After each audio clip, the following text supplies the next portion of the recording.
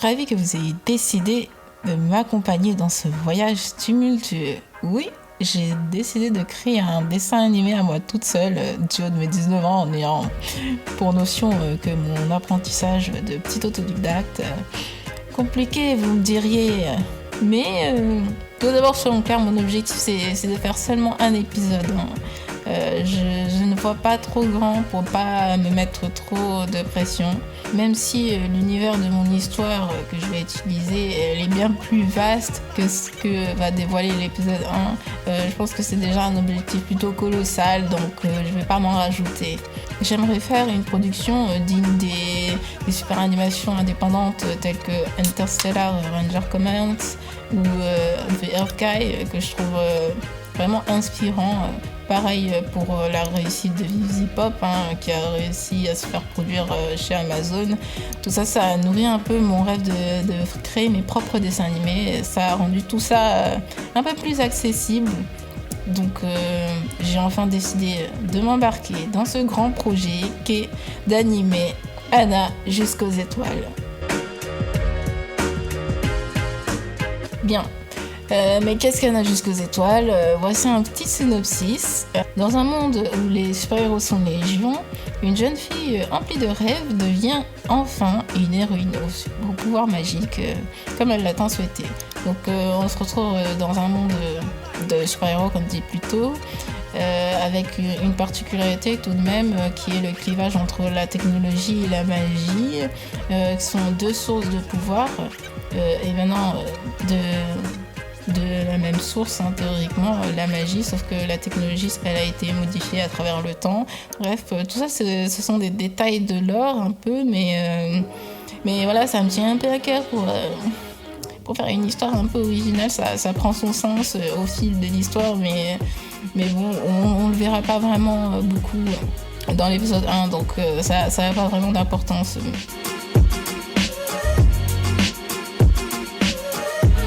Donc l'héroïne de cette histoire, c'est Anna Weaver. C'est une adolescente de 16 ans plutôt optimiste et pétillante, mais elle est aussi une grande fan de super-héros. Donc grâce à ce personnage, on va aussi en savoir un peu plus sur le monde dans lequel elle évolue, vu qu'elle connaît tout sur les super-héros. Donc ça va être pratique, ça. Et pour son design, j'ai essayé de montrer son côté rêveur, mais aussi confiante. Donc elle porte des vêtements amples, mais pratiques. Et ses couleurs, ce sont le bleu et le jaune. Le jaune qu'on voit dans sa petite boucle d'oreille en forme de lune, toujours pour le côté rêveur.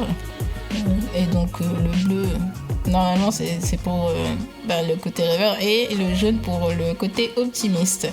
Et sa boucle d'oreille, c'est un petit détail sympa pour son acting, où quand elle est stressée, elle commence à la tripoter. Donc voilà, je voulais ajouter un petit truc qui particularise le personnage. Et donc, Anna, dans l'histoire, c'est censé être une héroïne forte qui donne une couleur optimiste à l'œuvre, en toutes circonstances. Donc, normalement, l'œuvre, elle finit par évoluer et devenir un peu plus crue, un peu moins magique et bonbon rose dans l'histoire, même si on n'est pas sur du The Boys. Voilà, on n'est pas à ce niveau-là, on n'est pas sur du Invincible, mais on commence à voir la réalité du monde. Donc la vision d'Anna est un contre-pied au monde un peu plus brut dans lequel elle va commencer à évoluer. Mais pour nous habituer déjà à ce changement de ton, on a des personnages principaux autour d'elle qui sont beaucoup plus nuancés, un peu moins cucul-à-praline que Anna.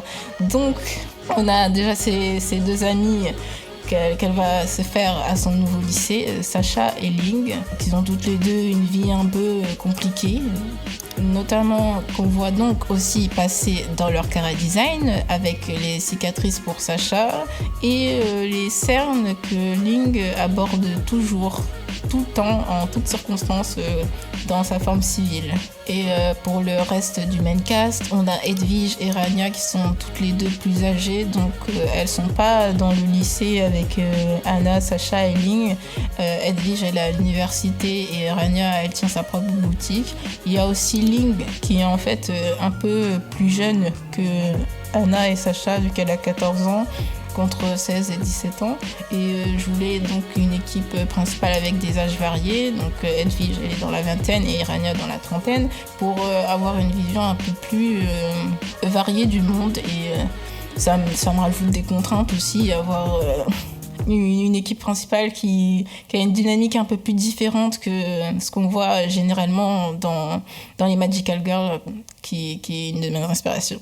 Et donc pour le chara-design de Edwige, vu qu'elle est stricte, j'ai essayé de le retranscrire dans le choix de ses vêtements et de sa coiffure, mais j'ai eu un peu du mal avec sa coiffure parce que la première idée, elle était un peu compliquée à animer. Quand je me suis rendu compte au niveau de turnaround, je me suis dit que ça allait être compliqué de garder tout ça consistant pour l'animation, donc j'ai commencé à changer la coiffure, mais après ça m'a pas plu pour le côté strict du personnage, donc voilà, j'ai beaucoup réfléchi dessus et c'est pas exclu que ça change encore, hein, mais voilà. Et pour Rania, on lui a mis un look mature mais aussi décontracté, vu que c'est celle qui détient le plus de savoir dans le groupe, mais aussi celle qui est la plus ouverte et la plus empathique. Avec tout ça, j'ai aussi développé en parallèle leur chara-design en tant que super-héroïne, hein, vu que donc, le main cast, c'est l'équipe de super-héros qui s'appelle les Sparklings. Elles ont chacune leur propre spécialité, mais je pense que je vous en parlerai dans une prochaine vidéo pour éviter de surcharger de l'or cette vidéo, vu que c'est aussi pour parler de comment je me débrouille pour créer ce dessin animé. Donc passons à la prochaine partie.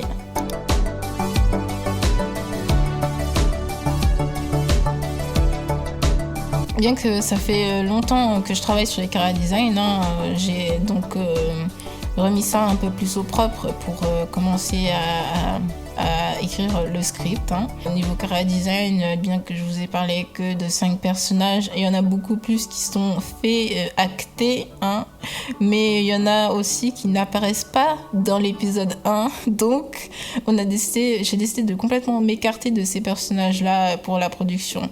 Mais donc revenons-en au script.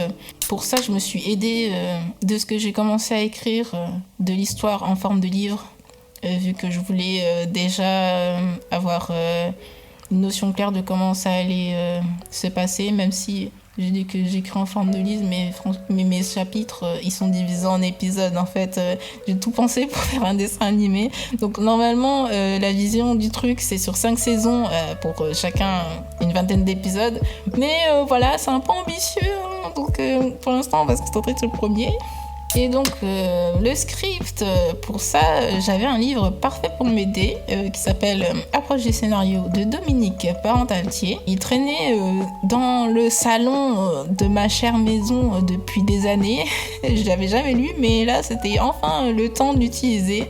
Donc les informations dans ce livre sont vraiment complètes, hein, et ça m'a permis d'avoir une structure de comment mettre en page mon script. Donc je pense que normalement ça serait envoyable à des studios, je sais pas, hein, mais normalement j'ai soigné la mise en page. Donc j'ai utilisé la syntaxe que vous voyez défiler, même si bon je vais vous flouter les trucs pour pas tout dévoiler.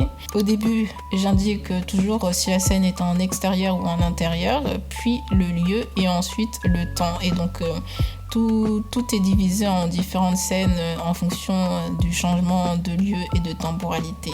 Et donc, enfin, après plusieurs jours de réécriture, j'ai estimé que mon épisode faisait 40 minutes. Oui, c'est long.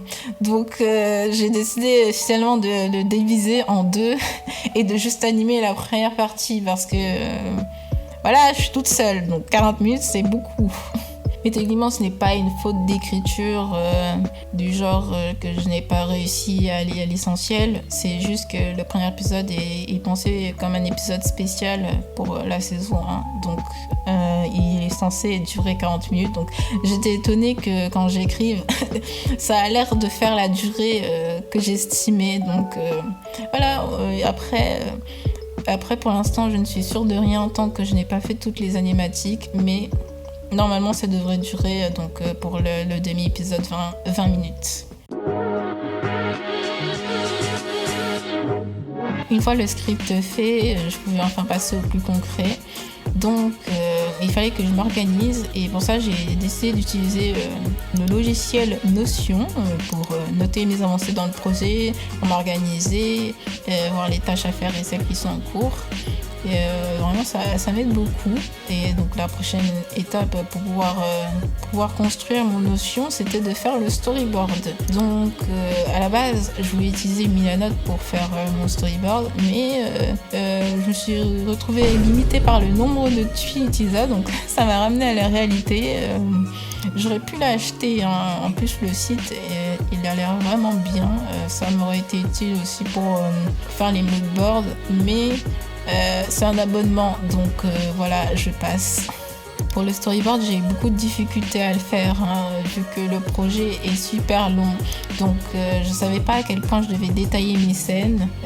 Donc au final, j'ai fini par faire 103 dessins, 103 croquis à l'apparence plus ou moins douteuse, mais ça m'a permis de visualiser l'histoire pour vous raconter un peu comment s'est passée la réalisation du storyboard. Donc au début, déjà j'ai tout fait sur Clip Studio Paint. Au début j'ai utilisé la partie illustration pour faire dans chaque dossier un calque avec une page et puis l'autre page dans l'autre dossier, etc. Mais en fait ça pose un problème, surtout si tu commences à avoir une centaine de dossiers niveau exportation, vu qu'il faut les exporter un par un. Donc j'ai voulu chercher une solution pour pouvoir me faciliter la vie aussi plus tard, vu que c'est aussi cette solution que j'étais censée utiliser pour les animatiques. Je me suis vite rendu compte que niveau efficacité, donc ça posait problème, vu que pourtant c'est la méthode que j'utilisais avant pour faire les storyboards, vu que j'en ai déjà fait, mais mes anciens storyboards ils étaient pas aussi longs, donc voilà, et j'avais pas de souci d'efficacité, mais là il faut tout bien faire pour aller au plus vite possible. Donc j'ai essayé de m'orienter vers la partie BD du logiciel, mais vu que je sais pas du tout l'utiliser et qu'en plus ça me saoulait là le truc des contours, j'arrivais pas à enlever. Finalement je suis partie sur la partie webtoon où j'ai fait un format 16/9, donc si vous faites un storyboard, faites-le dans le format dans lequel vous voulez réaliser votre projet final, évidemment. Et pour chaque page du webtoon, entre guillemets, j'ai fait une page du storyboard et ça a permis d'exporter beaucoup plus simplement. Mais je crois que la partie webtoon de Clip Studio Paint, elle est sur la version X, si je me trompe pas, la plus chère des deux en tout cas. Donc si vous voulez faire la même chose, investissez, ça sauve un peu quand même. Et puis en plus, franchement, si vous faites un storyboard pour animer, normalement vous aurez besoin de cette version pour la partie animation, vu que sans cette version, vous pouvez pas aller plus loin que faire 24 images dans une seule animation. Donc, investissez, voilà. Et aujourd'hui, je dirais que le travail que j'ai fait sur le storyboard, ce serait plus de l'ordre du pré-découpage que du storyboard. Mais comme j'ai pas fait de version de seconde étape plus précise, on va rester sur ce thème pour l'instant.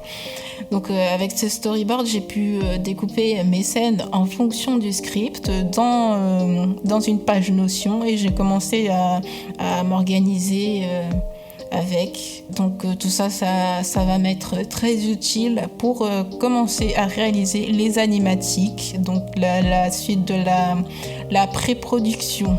Mais ça, c'est pour un prochain épisode. Donc en somme, tout ça m'a permis de pouvoir installer le projet et de me rendre compte de la charge de travail, mais aussi de me tester pour savoir si j'allais abandonner en cours de route, parce que j'ai un peu un problème de ne pas finir ce que je commence, vu que j'ai déjà fait un webtoon mais je l'ai pas fini, j'ai fait plusieurs BD mais je les ai pas fini, mais en même temps je me jette pas trop la pierre parce que je les finis pas, vu que en fait je me rends compte que j'aime plus ce que je fais. Donc c'est surtout pour ça, je me dis le niveau, j'ai un peu évolué. J'espère que ça va pas être pareil pour l'animation. on va essayer de rester cohérent. En tout cas, le projet, il risque de prendre sûrement une bonne année à produire. Et j'espère que quand il sortira, le public sera au rendez-vous, vraiment. En attendant, j'ai décidé de documenter un peu chaque étape de production pour pouvoir déjà tenir au courant, mais aussi de rendre disponibles les coulisses de la production d'un petit projet indépendant. Même si je ne m'estime pas être une pro dans ce que je fais, je ne dis pas qu'il faut faire les choses telles que je le fais. C'est juste pour vous donner des informations sur comment quelqu'un a réussi à faire ça d'une telle manière. Voilà, c'est juste pour relater. Voilà. Après, vous faites ce que vous voulez des informations. Donc nous, on se retrouve dans un petit moment pour l'épisode 2 de cette série.